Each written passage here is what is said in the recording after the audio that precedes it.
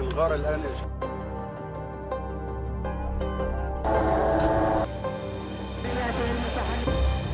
Israel अपने अस्तित्व की जंग लड़ रहा है, वहीं मिडिल ईस्ट में उसके चारों तरफ एक ऐसा आग का चक्र तैयार हो गया है जिस पर कदम रखते ही इजरायली सेना के ऊपर बम और गोले बरस रहे हैं।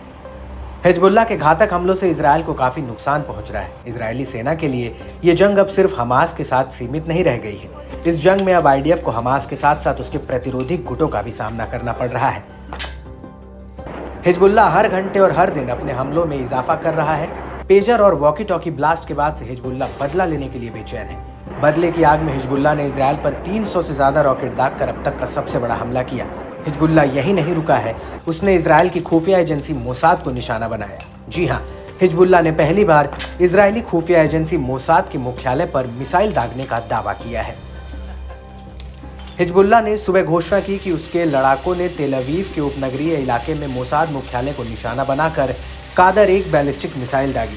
समूह के बयान के मुताबिक मोसाद उनके नेताओं की हत्या और पेजर तथा वॉकी टॉकी विस्फोटकों के लिए जिम्मेदार है, जिसमें दर्जनों लोग मारे गए और लेबनान में हजारों लोग घायल हो गए।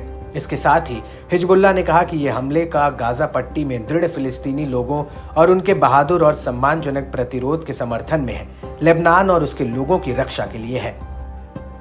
दरअसल हिजबुल्लाह इस वजह से भी भड़का हुआ है क्योंकि इजराइल की तरफ से बेरूत में किए गए हवाई हमलों में उसके एक वरिष्ठ कमांडर की मौत हो गई है। इजराइल और हमास के बीच जारी जंग में ऐसा पहली बार है जब हिजबुल्लाह ने तेल अवीव पर रॉकेट से हमला किया है। वहीं दूसरी तरफ आईडीएफ दावा कर रही है कि हिजबुल्लाह की मिसाइल को उसके एयर डिफेंस सिस्टम ने इंटरसेप्ट कर लिया है। आईडीएफ ने कहा कि रॉकेट हमलों को एयर डिफेंस सिस्टम ने नाकाम कर दिया, जिसके बाद तेल अवीव में चेतावनी वाले सायरन बजने लगी। आईडीएफ के मुताबिक किसी तरह के नुकसान या हताहत होने की कोई रिपोर्ट इस मामले में सामने नहीं आई है। वहीं इजराइल भी लगातार हिजबुल्लाह के ठिकानों पर हमले कर रहा है। इजराइल ने लेबनान के कई इलाकों में एक साथ हमला किया। आईडीएफ ने कहा कि उसके फाइटर जेट्स ने रात में लेबनान के कई इलाकों में एयर स्ट्राइक कर हिजबुल्लाह के कई लॉन्चिंग पैड को नष्ट किए हैं। इस सब के बीच इजराइल के पीएम बेंजामिन नेतन्याहू ने लेबनान के नागरिकों को एक संदेश दिया है कि इजराइल की जंग लोगों से नहीं बल्कि हिजबुल्लाह से है। हिजबुल्लाह लेबनान के लोगों को ढाल बना रहा है और हिजबुल्लाह ने हमारे घरों पर रॉकेट दागे, हमारे लोगों को बचाने के लिए हमले किए।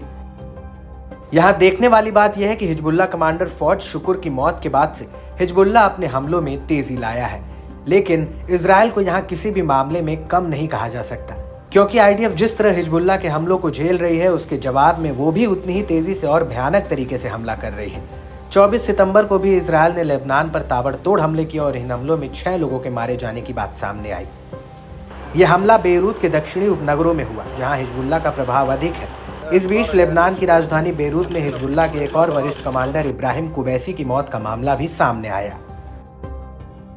इजराइल और हमास की जंग में पूरा मिडिल ईस्ट युद्ध का जंगी मैदान बन गया है, जहां दोनों ही एक दूसरे के आगे सरेंडर करने या समझौता करने की बजाय युद्ध की सहायता से जीत की ओर बढ़ना चाह रहे हैं। लेकिन ये जंग अभी इतनी जल्दी किसी एक के पाले में जाती हुई नजर नहीं आ रही है।